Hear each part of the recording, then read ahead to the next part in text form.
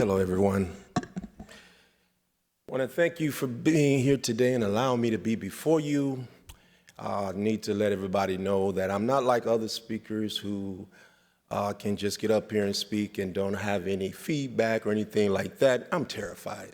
So sometimes a little laughter here, a little hand clap there, let me know you're listening, things like that. I'm loving it already.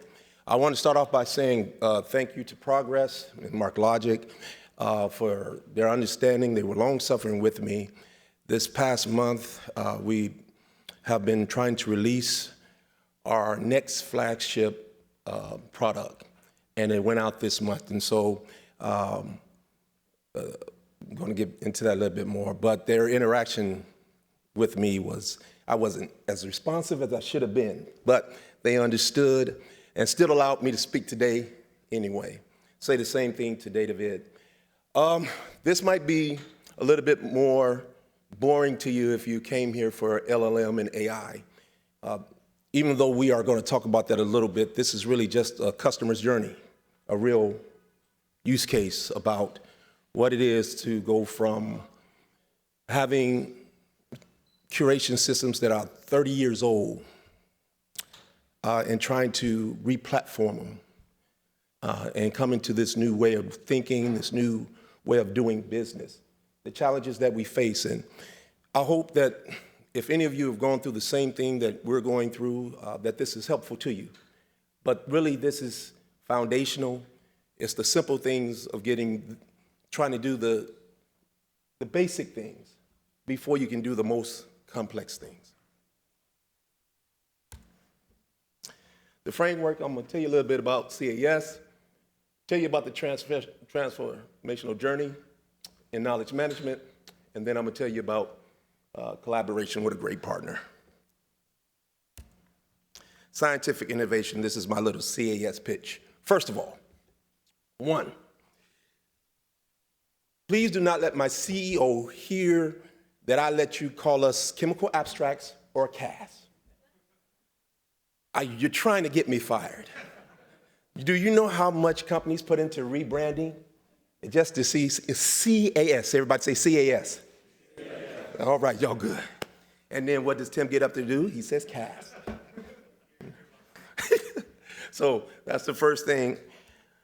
CAS has been curating content for 100 years. The bottom line is the content is in the data or in the journal, in the publish. We have humans that go in and say that this is relevant. The first triple we did, we used to call it an index entry. It was 100 years old. The first triple said that this substance was found in this document. The only thing that's changed is how we capture that information. Before, we would capture it on cards. And we started trying to capture in relational databases. Then we started capturing in relational structures. And then we went on now to semantic graphs and those type of things. And now we're trying to get machines to do it. But what you're going to find out in this journey, we found out that it takes, if you want to be successful in AI, it takes three prongs. It's the technology is one thing, but I hate to say it. Y'all gonna hate me, don't kick me out. It can be overinflated, meaning every data scientist who comes or good technologists think that they can, if you just give them data and they got enough power, they can make the content and do your job. But there's a difference between data and content. Have we come to that realization? That's why there's so much hallucination when it comes to AI.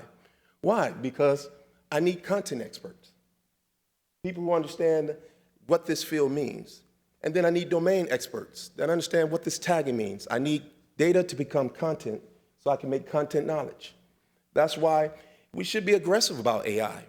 And it's always human in the loop. It's always machine assisted. How do you make me more optimal? Because I'm sure there'll become a time when they overtake us, but we got a while for that. Terminator, we're all afraid of Terminator, but no, they need us to help them. Machines need content experts to make sure they can come up and do the right thing. And at scale, CAS has been doing this for a while. We got for scientific content, especially chemistry. We've been doing chemistry for 100 years. And depending on the area that you're in, it is more important to get it right. If it's a simple industry and lives are not on the line, then you can depend on not having not humans validate what machines are doing. But in chemistry and in medicine and biology, if I get one thing wrong, it might cost lives. So you need all three to be successful. We found that out. We've been doing it for a while. Now we're on a new approach, whereas we're trying to get into a world where we're using CAS, internal AI integrations. We've been doing machine-assisted curation and type things for a long while now, but there are better techniques, there are better ways of doing it, and we want to integrate that because we got new challenges, and we'll talk about that. Also, we have customer-facing solutions that we want to take advantage of tagging and AI-generated things. But the other thing we want to do is partner with organizations to get their content into our content or release our content to them. Before, we used to be like everybody else. If we got a unique set of content, it is our intellectual property. We don't want to share with anybody. But I was talking to my friend here. He just gave me something. He says that's the Game of Thrones business model. And it's dying out. But when you realize that there is novelty in what you do,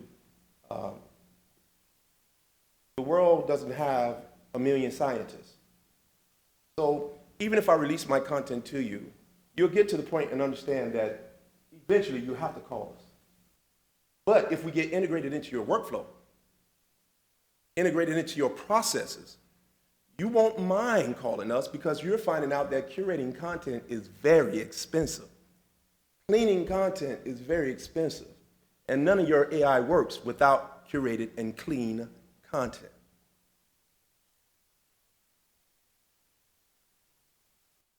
Am I doing good so far? Okay, very good. So what we decided to do, we started off with, this is the old world. We came out, we were known for having the largest scientific database of curated chemical content, and we had products that we exposed it to. But what we also find out is that because of technology, because of AI, there is an intrusion on that space of generating that content, maybe not to the quality that we can, but it's coming there. So instead of everybody's in cost cutting can only go so long. You only can cut costs so much to improve profit margins and things like that. We had to grow. We had to extend. And it was always a part of our portfolio, our roadmap. So now we're extending into other areas of science that needs to be curated, that needs to be brought together. Biology is major. Drug discovery is major. COVID told you that, what we went through. So now CAS is embarking in that world and bringing all these disparate knowledge and databases together. After that, we're going to go into material sciences. We're going to cover the whole gambit. Then we're going to do customer service and customer data integration. This is our roadmap. Using AI, ML, predictive models, and specialized solution development, we want to stop just packaging our own products, but we want to be customizable to give the customer whatever they need, because not everybody's the same. Not everybody wants to do the same thing with the data.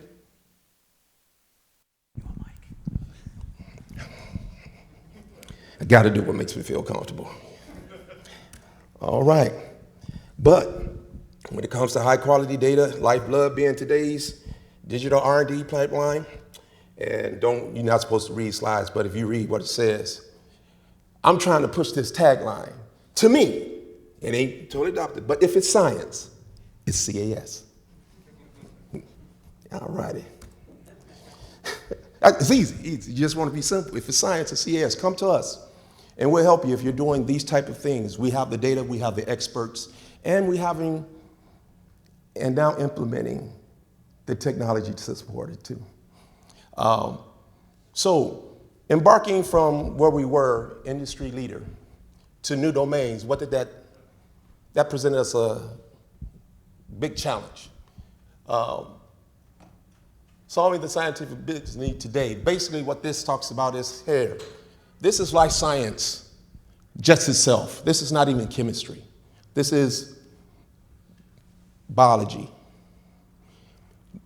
All of that information exists out there in the world today, disparate, independent.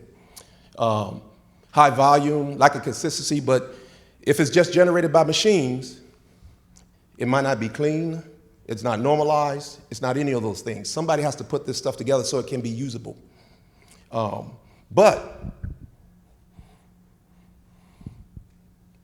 the challenge was we had 100 years to do chemistry. We wanted to build a comparable content repository of the same size in 2 to 3 years. You can only do that with machine-assisted and generated methods. You have to buy existing content that has already been curated by other companies and things like that. There are many sources out there today, and we actually went and acquired a bunch of content. Wasn't clean, wasn't normalized, wasn't put together. And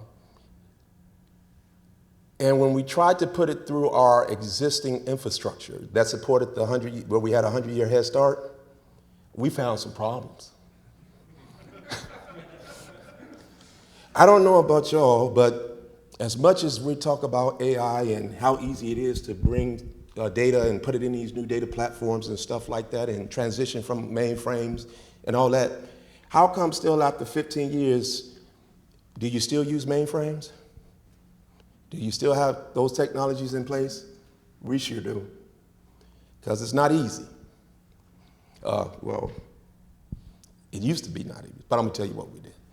But the same challenges, the old systems, our processes was outdated, or not, I need to say it right. Our processes were not outdated, they were optimized to serve a different business use case. Whereas we're 100 years, we wanna make sure we keep our, what is the word? I hate when simple word you use me. When you hit a word, you're gonna be like, you're gonna laugh at me. Our reputation, ensure that you don't damage our reputation.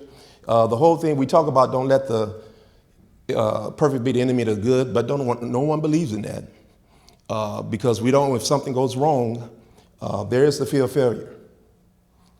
And we say, no, we supposed to foster cultures of don't be afraid to fail. I found out what it is you can fail. That's not what gets you in trouble. How long did it take you to fail, and how much investment did it take you to get to that first failure? That's when the money checkers start taking notice.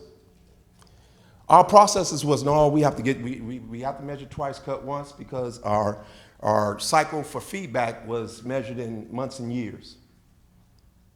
Level of effort affects behavior. If change is hard, you're going to be more careful. That's what this kind of represents. So what did that cause us to have to do? It caused us to have to rethink everything. How do you go from being the giant or industry leader to having a startup mindset?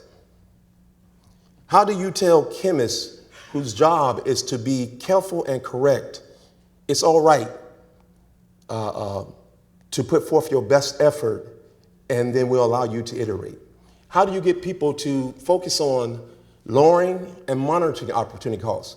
We really don't take a measure in many places. I won't say you don't, but we did not. Opportunity. If I'm taking 6 months to do something that could have been done in months or a month, that means there's 5 things I did not get a chance to do.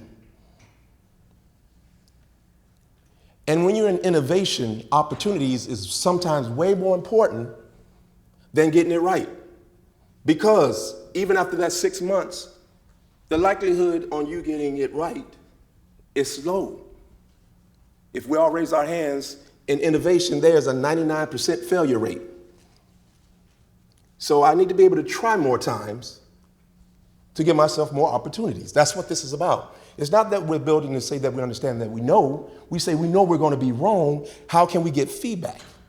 Build for change, not the last. Make change easy. If change is easy, I'm willing to put something out, have you try, get feedback on it, and react to it. Improve time to market. Hey, got to do more opportunities. I told you, we got to try more. And then fail fast, because there's no such thing as failing. You learn from everything, and you get your opportunity to course correct.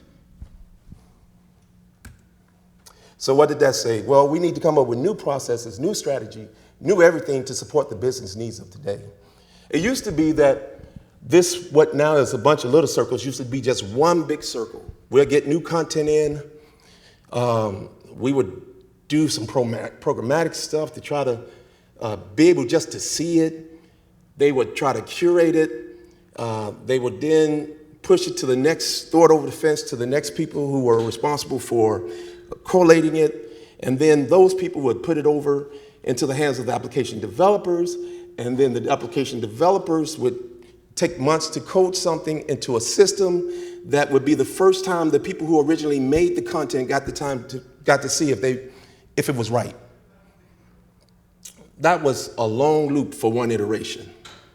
So we came up with a process that says, let's separate content production. We got two businesses. Let's separate content production from application development. Make it so that you can build the storehouse. Make it so that you can design, develop, and get feedback very quickly. Make it so that you can rapidly develop applications. Make it so it's its own feedback loop, and that happens quickly.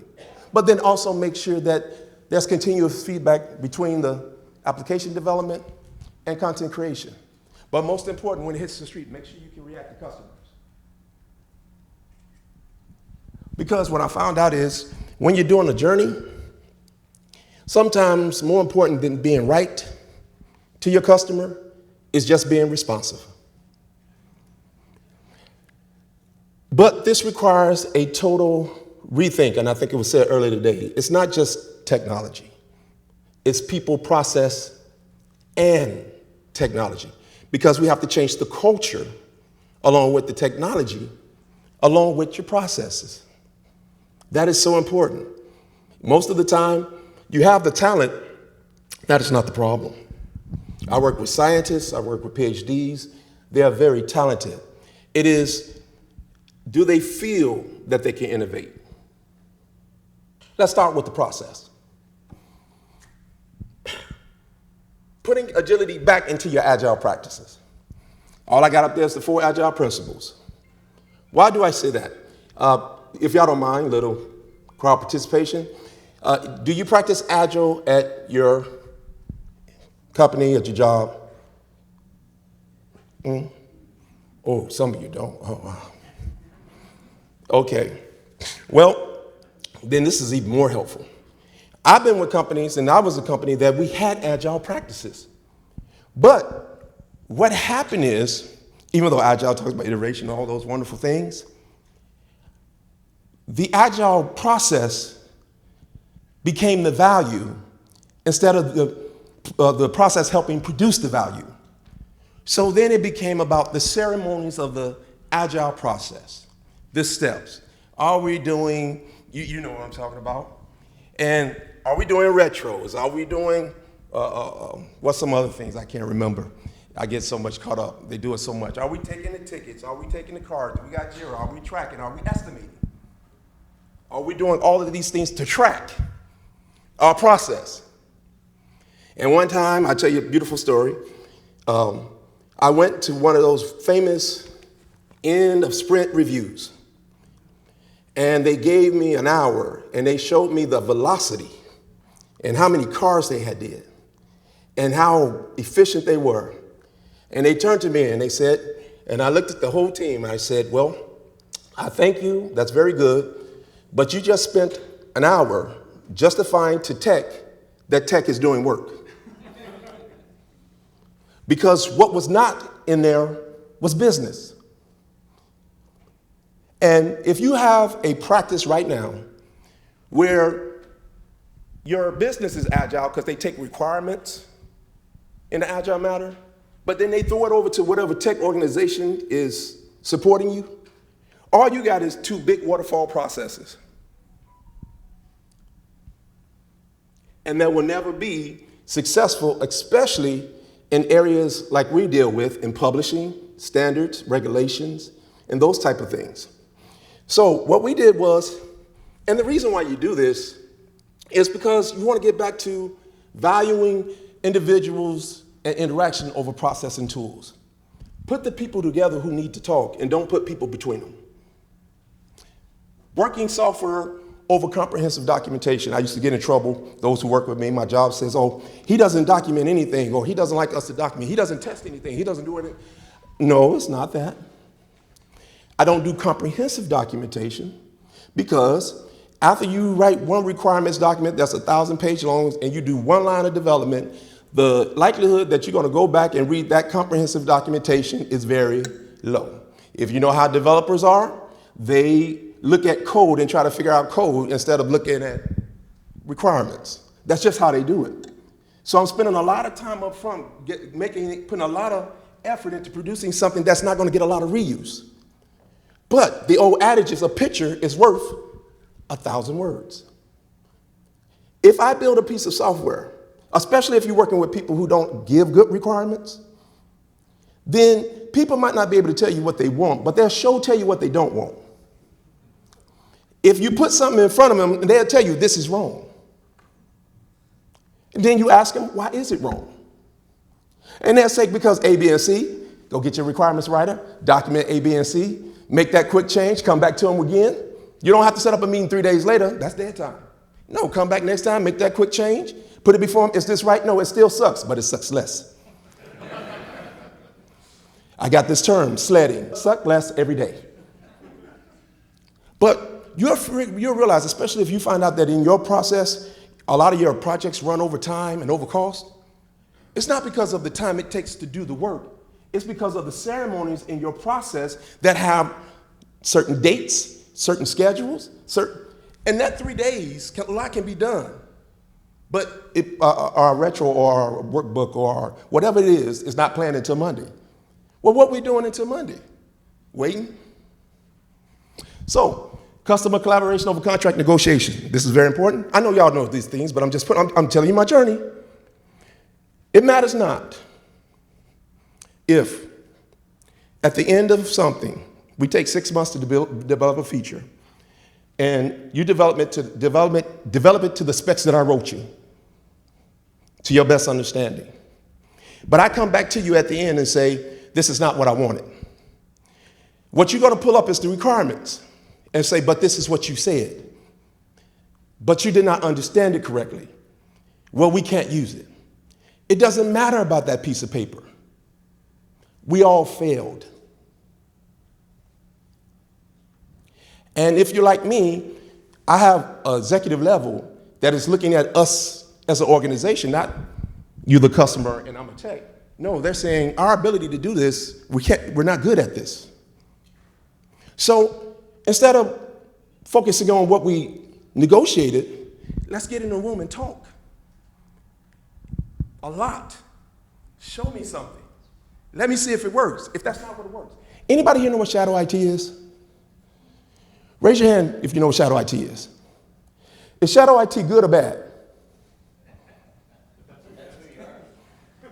If you're in tech, shadow IT is bad. But if you're a customer, shadow IT seems good. Why? It's because they're getting what they need. And usually every shadow IT organization started by them going to ask tech, can you do something for me? Tech said it took this long. Why? Because of my processes and the way I do things, it takes this long. So they go get somebody off the street or themselves and say, can you just do this for me? And they take themselves and they write a little Perl script doing this activity, and then the user come back to you is, why are you always telling me it takes so long? He just did this. Because the true value is not the technology or our test, is does the button work to the customer? What's behind it, they could care less. So, shadow IT is both bad and good. Why? Because it's bad because I got a $100 million piece of software depending on somebody's Perl script on a machine who don't know what SDLC is and software engineering principles are. It's good because they got what they wanted. Well, but what's really the best part of shadow IT?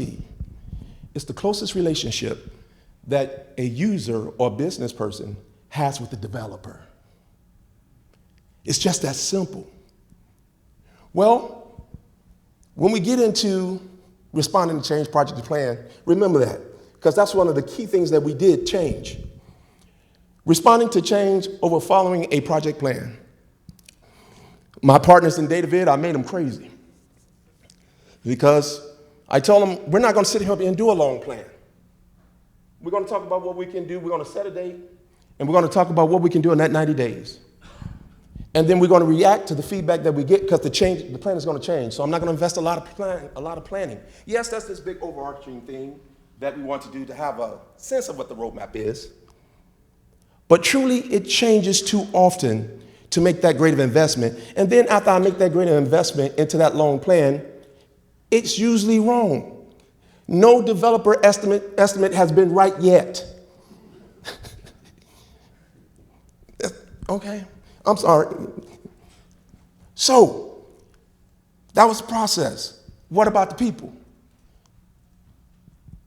Stop putting things between the expert and the user. Both experts. Expert in customer, the content, the scientist, whoever that may be, and the developer. Why can't they talk? Why must, and this just happened in a meeting that I was in. That was the scientist. The developer told the scientist, please speak to the QA and BA so they can take down the requirements. Because the BA and QA talks to the developer. We can't even do that thing of, if you start a line here, the person at this line, tell them something, and get to here, and have them pass down the message, that it's going to be the same thing. In the industries that we are, publishing, standards, banking, you're telling me someone who is not an expert in that industry is going to rightly interpret on a piece of paper something that was explained to them that they don't have a degree in? And they're the main person who is responsible for giving it to the people who's going to make the value? The funny thing is they were in the same meeting. So why didn't the developer just ask the? Those are the type of barriers we put in place. So what we decided was, no more would it be over the fence, throw it over the fence. I got my job, I do my job, I make requirements, I throw it over the fence. You do your job, they do their job, they develop something, they throw it over the fence to QA. No, instead of moving the value around to the people, bring the people to the value. And put them all in the same room. It's not a tech process, it's not a business process, it's our process. You learn to talk differently. You stop talking. When you get a bunch of technical folks together, they talk about the how all the time. But when you put business in there, you got to talk about the what. I think somebody said that in the business case of AI. Don't make it a technical problem. Make it a business use case. Because it's always about the what. It's the value.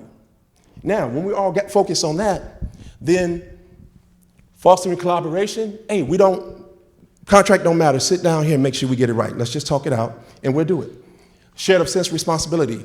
We're all in this together. If we fail together. If we succeed together. The other ones. Bring people, I just said that. Eliminating the blame culture. Why do we take all of these numbers and statistics and Jira card and make sure we got the requirements right and make sure we got all this documented? Because when we run over, we want to be able to say, it wasn't my fault. But the investment that you took to make all of that documentation stuff could actually went into making the value, and you would probably have a higher chance to succeed. That's what we learned. Is this important? Yes. I'm saying not to do this. No, I'm just saying reverse it. Reverse where you put NFRs, non-functional requirements. Before, we used to have to do it all up front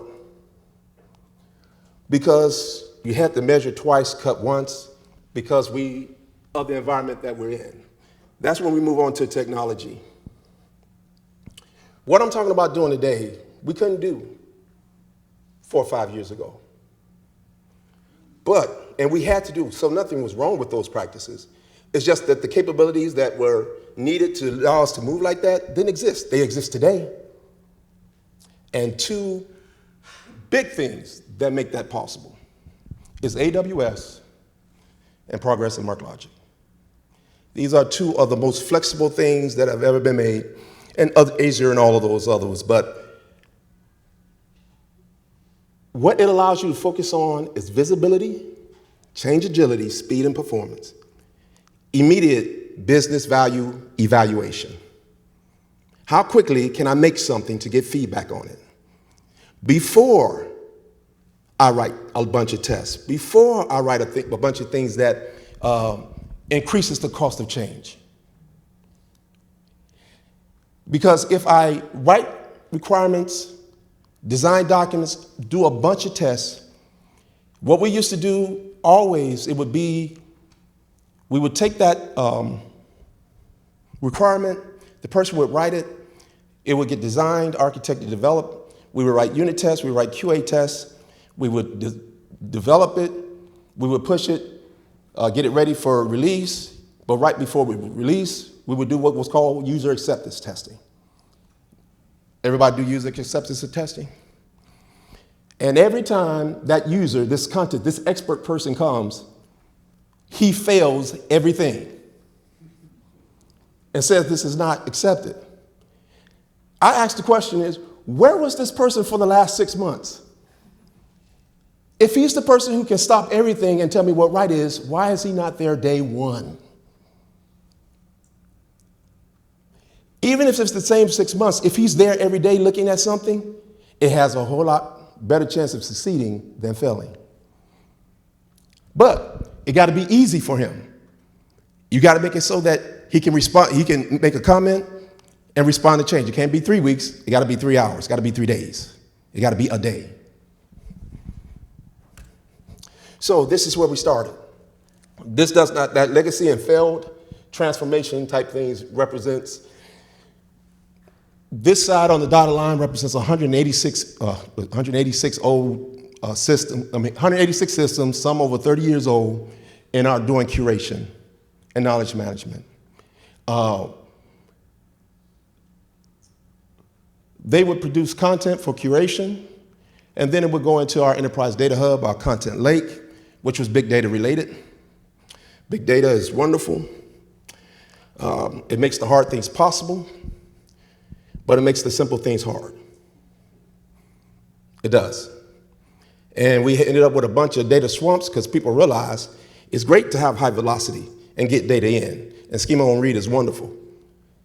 But I might want to see what I got. So keep that in mind.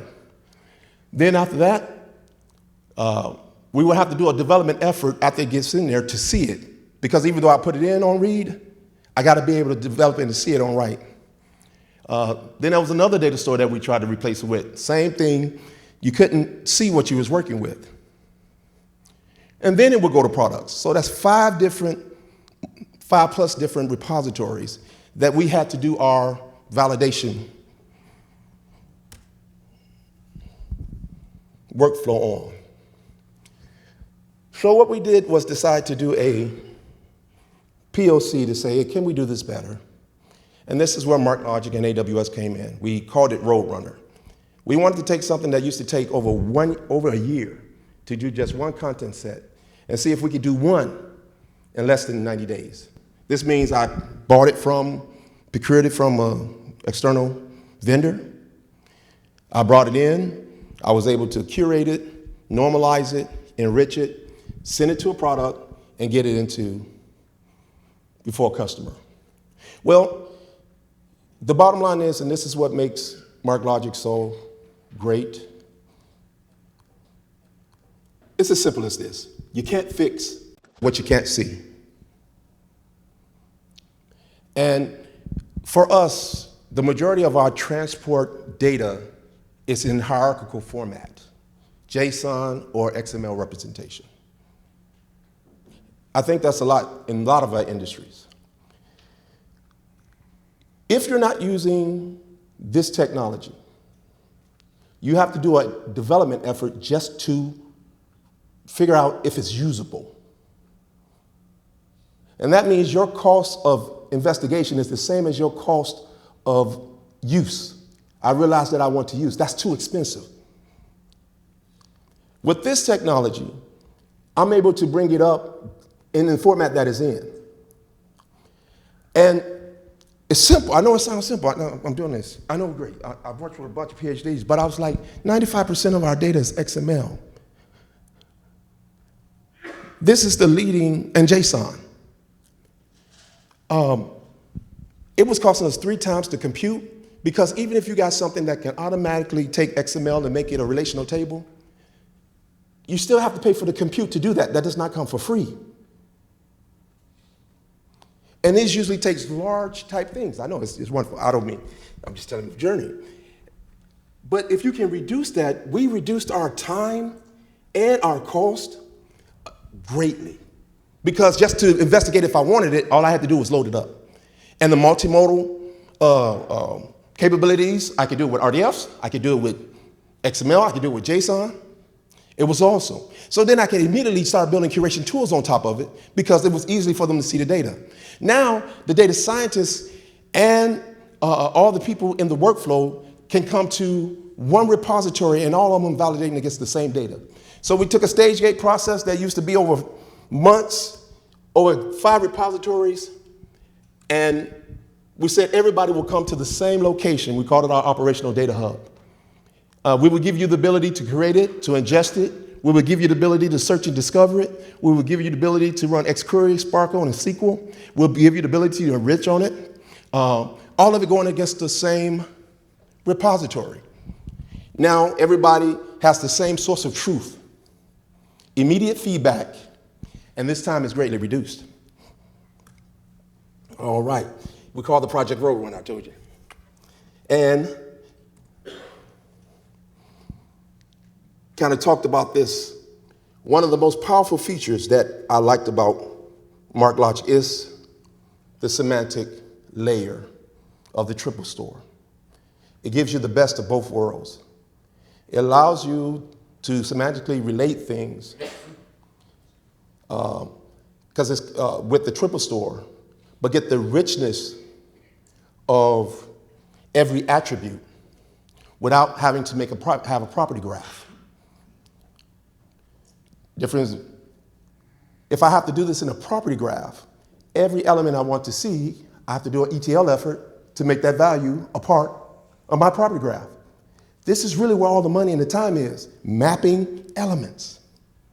The more you have to do it, the more I got to test it, the more, it's killing us. But with this one, I had the power of related entities at the semantic level and the deep richness of having access to every field in the XML repository. I love semantic labeling and pulling out semantic tagging. It's great. But if you have to use it to see the data and not just to start ontologies, that means you're like a warehouse. That I have everything in a box, and unless you tell me what's give me a label of what's in the box, I don't know what's in the box. But I only know what's in the box if it's on the label. And if you don't put it on the label, I don't know what's in the box. To get on the box, that's another workflow in another area. However, MarkLogic allows me to have something in a warehouse, but it's in a transparent box. I get to see it, I get to package it, but I get to see everything that's in it without an additional development effort. It is awesome. So we did those things, those combined, that reduced the great workflow. What were the results? Well, for content management, we went from taking over 18 months to do one content set to delivering Disgenetic Plus is for biomarkers, 8.3 million primary revenue. It was less than 75 days. Since that point, this last iteration to go out, not just one content went out in less than 75 days, we did 14 data sources, all in comparable sizes. Why? Because We don't have to code to see. It was, yeah. We then decided, hey, let's take this technology, let's use this, our transformational journey. This is going to become the basis of our new content curation platform. We're going to replace the 186 systems, and this is going to be our foundation. One of the other great things about semantics and combining semantic search and syntactical search is subsetting and coherence. With one query, I can make data sets, test data sets, grabbing an entity and everything that is related to it in one call. It was very powerful, very. These are the things that we're going to bring AI into that easily allows us to connect things with our existing data. And this is how.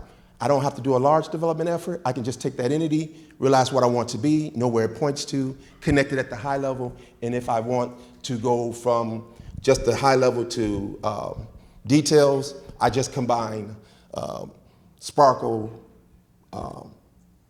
and XQuery, or more advanced things, Optic, AI, GraphQL, all over the same data we got access. But that's just mainly talking about publish or procurement to publish. Didn't say much about going and making a product.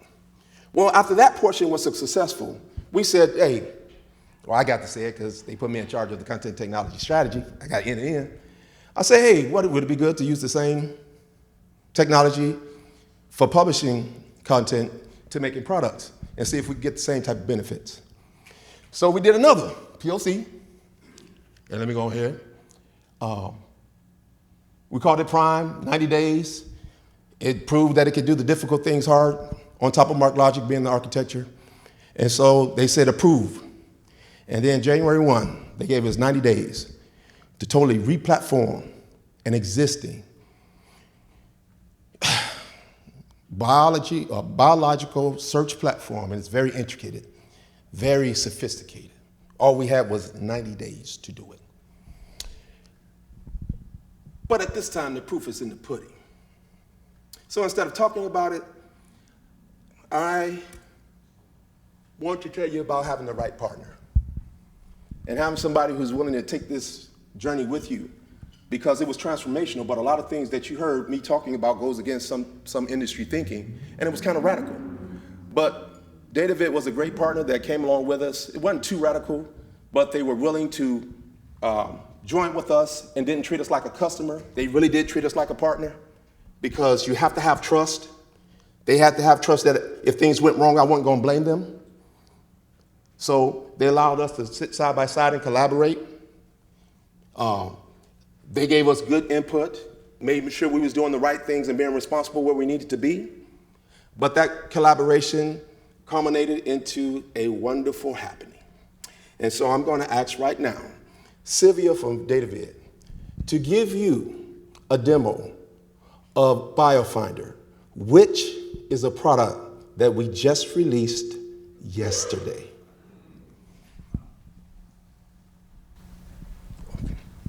Thank you. So I hereby give you BioFinder, the version 2, which was released last evening. Like I was saying, I did lots of these demos in the past 3-6 months, but every time it was for an audience that knew a lot of things about chemistry, a lot of things about biochemistry. I don't think we have that many people now in the audience. So I'm going to try some scenarios that may be speaking to you as a person who is not in the field. So I'm going to start by searching for a disease. Okay, it's just one, so I'm going to get directly here. Okay, but now maybe I don't have too much information, so I'm thinking about looking for ligands, which are some sort of substances, of chemical substances. So I'm going to search for substances which have some interactions or some biomarkers connected to this, this disease.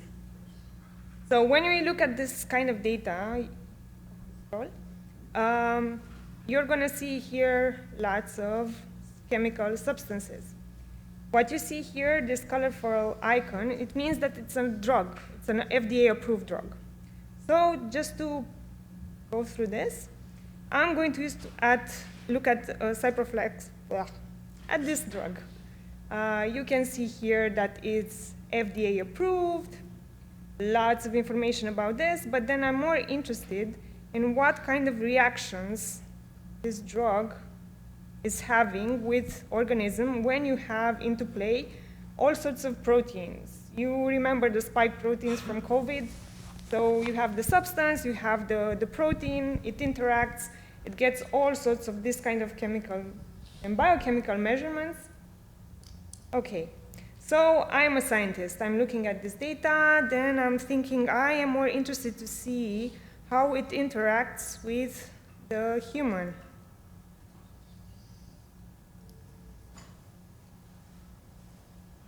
Okay, I'm filtering for human data. I'm thinking, okay, interesting, but I want to see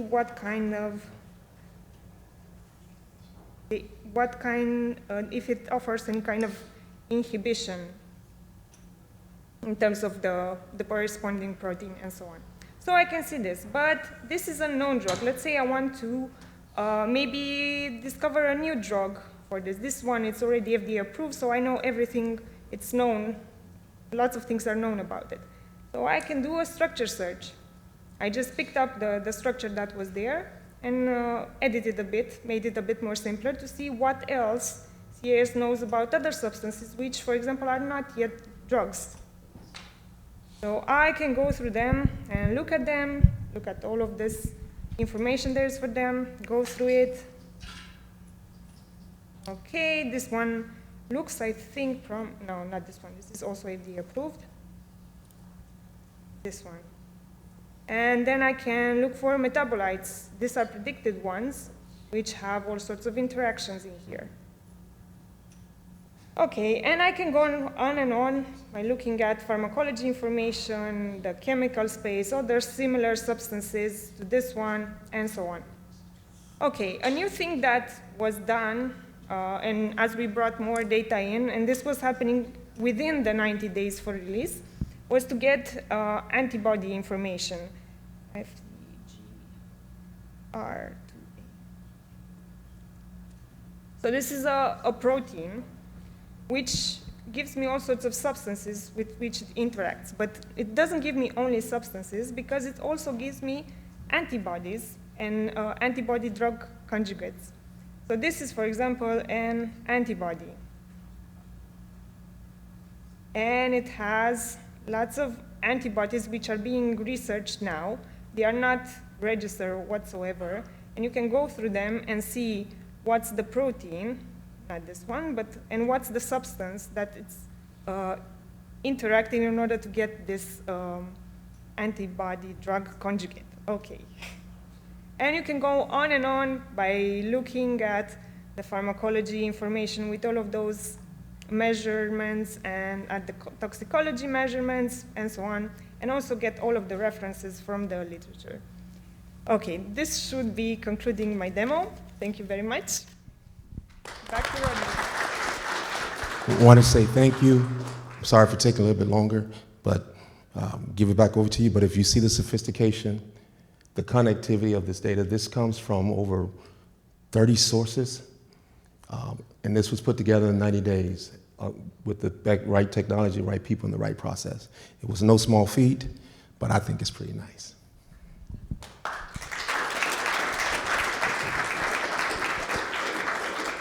I know we don't have time, but are there any questions? Thank you. I got a question. How did your organization react to doing this?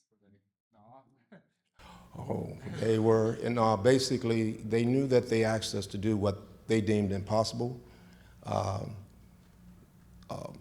And the fact that we came close, because it was April 2nd, we went back in to evaluate. It was like, oh, it's okay, you ain't done in April 2nd. You have so much here. Just, they're used to projects slipping months and close to a year. 30 days, we was ready to go after that initial investment. So they were very, very impressed.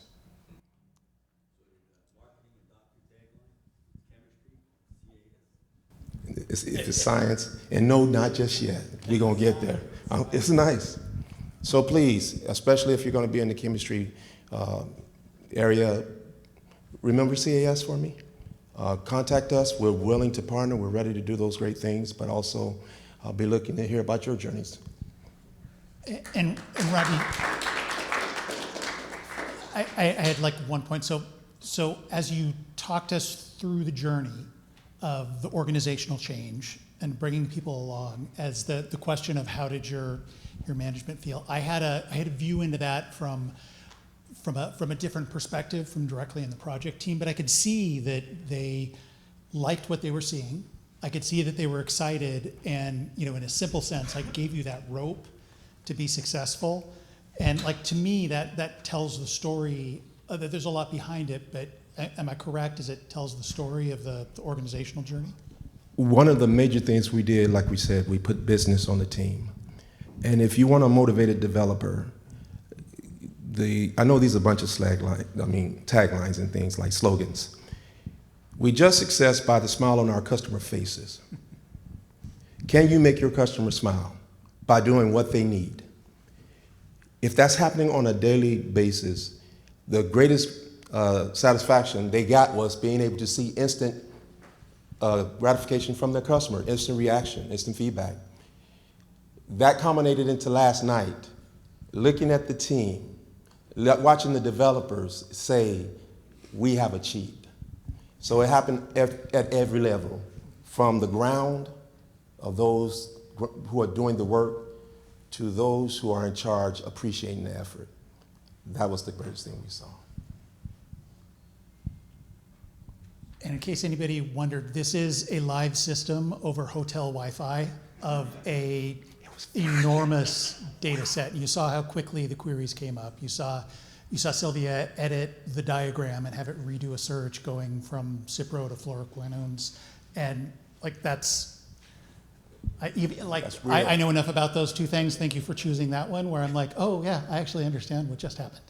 And so it's not to lose the impressive speed. It was fast. I actually did have a question, and I hope this one isn't too loaded, but it's because I've been there. Brian? So you mentioned something earlier about kind of using graph together with XML or JSON or other technologies, other multi-model types of data, and about how it enabled you to do things you otherwise couldn't do. Mm-hmm. Did you get any pushback from your users, from your data scientists on that maybe they said, oh, well, we want to do everything with graph, or we want to do everything with tables? Did you kind of get that pushback, and how did you react to it, or was everyone really receptive to the idea of having more multimodal data? You almost made me answer that. I'm like pushing back on, no, just kidding. It's great. All I ask is for everybody have a respect of everybody else's job. You might be a data scientist, but you're not a developer. You're not a data modeler. You might understand the concepts, but it might not be the main thing that your job is. So yeah, they might have, we won't call it, it's always collaboration. So we view what they say as recommendations, because they're very smart people. And they are in the conversation. We're all on the same team, so hopefully us being able to conversate brings about that type of thing, but it shouldn't be pushback, because we're talking about what is the technology to implement those things. If we're making a model, there are many types of models. If we're making a graph, if graph's the best way to represent that, that's fine, let's have that conversation. But dictating if something should be done something way, that is, you just got out of the main thing. It's not the how, it's the what. Why are you doing an AI model if you can get the same value for just implementing business rules? And that's the thing. And many people doing that. It's not the end all be all, it's for the proper use case to understand what the what is. Did you want to say something about that? Oh, yeah. So I'll say we collaborated.